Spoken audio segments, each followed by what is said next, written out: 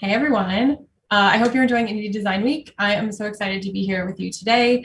Um, my name is Lydia Lodovisi. I am a director of user experience at Salesforce, and I'm here to talk about how relationship design can drive sustainability. And I'm actually so excited for Thorsten's keynote because there's a lot of similarities and just, dare I say the word synergies, oh my goodness, between some of the things he was talking about. So, all right. So let's just dive in. We don't have a lot of time.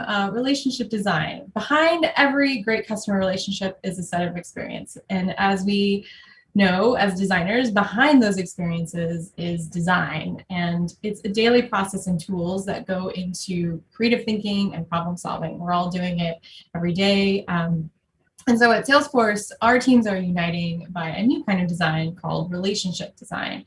So relationship design is the strategy, people, and ideas behind customer-centric experiences. And it's really a practice that anyone can use, and it centers around the notion that strong relationships between customers, businesses, employees, and communities help create sustainable solutions and drive social value. I think about this just hearing Thorsten talk, thinking about systems and your networks, like that is definitely a part of what we are thinking about when we think about relationship design. So it's both a philosophy and a practice. It includes a core set of 4 mindsets that we'll talk about here in a minute and some behaviors and tools as part of the practice. And what's really great is that, and powerful, is that if you integrate the practice, the philosophy really becomes second nature. And you're probably already doing a lot of it already. It's important to note that relationship design really is building on design thinking and human-centered design. So we all know that human-centered design is a creative approach to solving people's problems that begins with understanding the needs and identifying them and ends with creating solutions. So products, experiences, services that meet those needs. And historically, human-centered design has been sort of here at the center of the sweet spot of desirability, feasibility, and viability, right? So desirability is people actually need it. Feasibility, we can actually build it. And then viability, this actually fits within our business model. So, human-centered design is right there at the middle, and relationship design is just looking to build on that. And part of that is because we know design thinking is a proven methodology, and relationship design is not trying to replace that. It's actually, we're seeing that as an opportunity to harness the power toward building strong relationships, again, understanding those networks and all of the different connections, right? So let's get into this even more. So relationship design builds on those foundations of human-centered design that it has in UX design or user experience design and service design.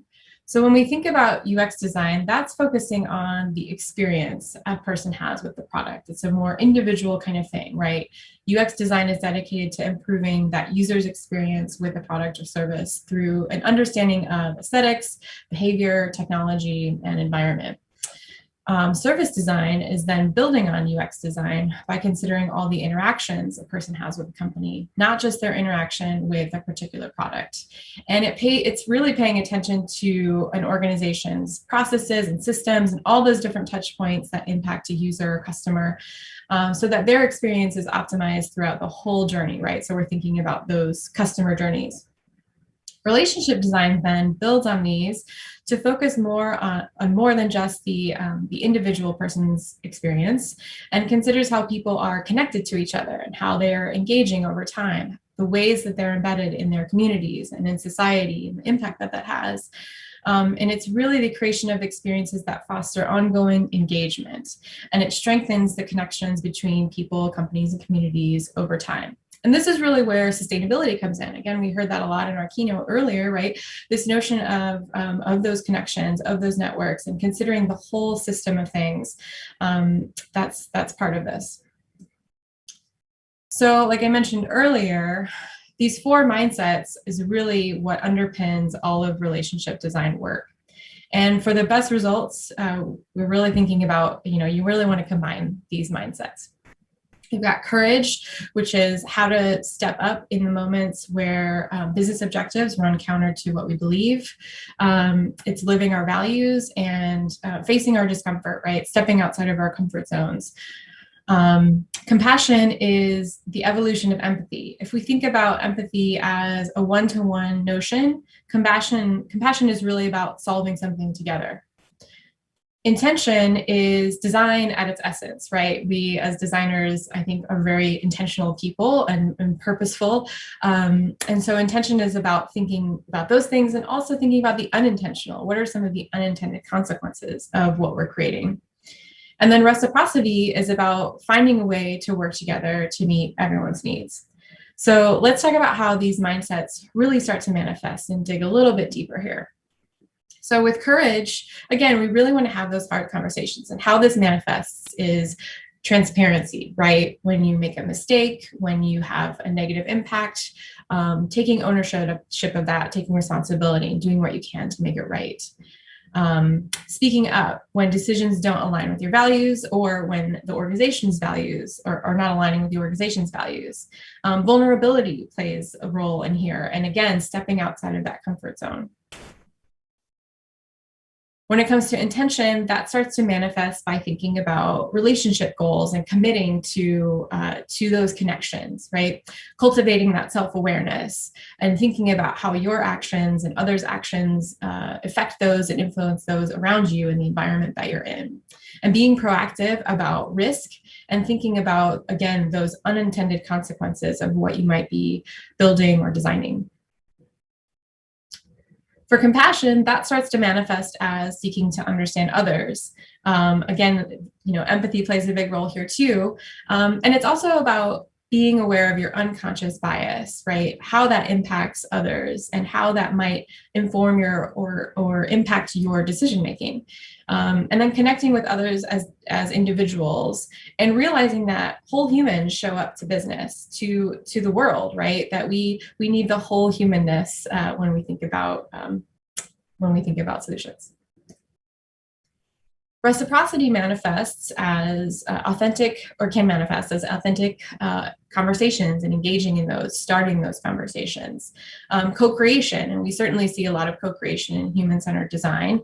And then also advocating for customer feedback and making sure you're getting that and seeing that sort of mutuality, right, happening within the system. And like I mentioned, the best way to be most effective with relationship design is to combine these mindsets, right? So for example, the self-awareness that might spawn out of the intention mindset can really augment how you think about your own unconscious bias that we talked about within the compassionate mindset. They really can work hand in hand. And then vulnerability in courage, with the courage mindset, can strengthen those authentic conversations that might show up when you're bringing the reciprocity mindset, right? When we're really being vulnerable and authentic, that really goes hand in hand. So we're all very familiar, I think, many of us probably, with the design process, right? And the design and build process. So we're really looking for, with relationship design, to introduce new tools and methods to the traditional design and build process, right? Empathize, define, ideate, prototype, test, implement. This is one way to describe it. There are many ways to describe it, and it's certainly not linear. We recognize that. But it's really about the tools and methods that come on top of that mindset, right? With relationship design, we're thinking about methods like consequence scanning, where it's an activity to consider potential consequences of a product or service on the people, communities, and the planet, not just the one planet right now. And thinking about how to mitigate potential harms or disasters before they happen. And if you were at Scott Pickens' workshop yesterday, one of my colleagues here at Salesforce, you did an activity called Circle of Influence, which helps identify and assess individual and group influences and the relationships between the two, and how to plan for those and use those in your design process. So these are some of the new methods, or methods we might think about when we're thinking about relationship design.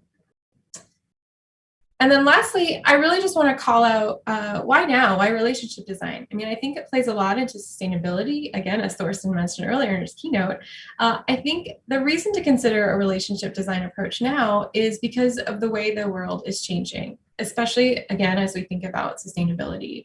Today, as consumers, I consider myself one of them, and the public, we demand more from companies that we're engaging with, right? And we know relationship design is all about engagement. So our choices are more values driven than they ever have been, right? And we demand that businesses make values-based decisions, right? That they're transparent about how they're showing up in the world, and they're not just pontificating their values, that they're actually living them, right? And we're engaging in that. Accountability is really important, right? Consumers are seeing a lot of wanting and asking for a lot of accountability and transparency in products, services, and business operations. And this applies really to design too. As our world becomes increasingly interconnected, design and designers have to consider how each choice affects not only customers or users, but their interactions and their relationships with others in the world around them. And then time, right? Relationships don't operate on a quarterly calendar. We really need to meet people where they're at when they're ready, not just when our calendars say. And then lastly, the scale of information and data and all the rest make it even more important to scale relationships and really build authenticity into the equation. So that was a really short overview about relationship design. I would love to connect with you on LinkedIn, or you can email me. Feel free. There are more great resources out there. You can check out the Salesforce website and other things around the way. Do a little Google search on relationship design. And thank you very much.